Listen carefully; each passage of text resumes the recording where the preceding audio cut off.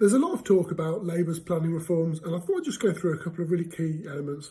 Firstly, we've got a Chancellor talking about planning reform. So important, because actually you can cut all the taxes you like, but if any money raised for business via tax cuts can't be spent or is sucked up via bureaucracy, planning is a massive one for any type of business, then it can't be used anyway. So a Chancellor recognising that growth comes through enablement is key. But Labour did something interesting when they encouraged onshore wind. There's not a de facto ban. Local authorities didn't want to enable it. And that's because government recognised that it was difficult. Now, they removed the footnotes in the National Planning Policy Framework, which effectively means that actually there's greater opportunity to deliver onshore wind.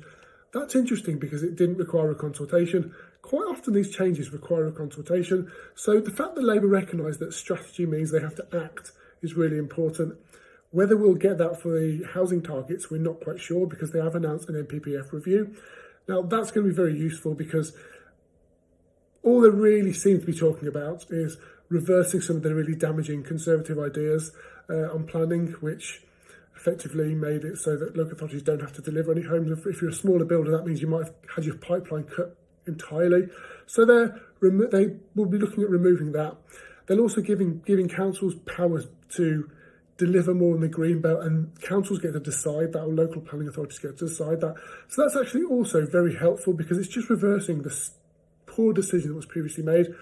Hopefully then the review will also clean up some of the wishy-washy language that was added and some of the weird stuff like protecting landscapes that are going to impact farmers. So really that's going to be key. But this is a good start. We shouldn't expect them to do everything at once. It's going to take time.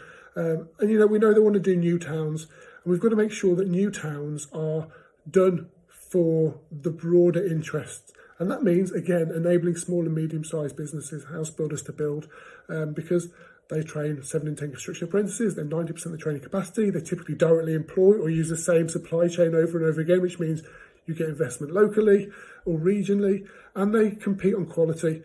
What we don't want to get into the situation of is the same as we had in the last government, where unfortunately they wanted to deliver things big, so either really big sites or off-site and modular, when actually they should be doing what's called modern methods of construction, which is all the different types of methods of construction that mean that you can build whatever it is you want to build with pieces or off-site if you want, but we enable innovation.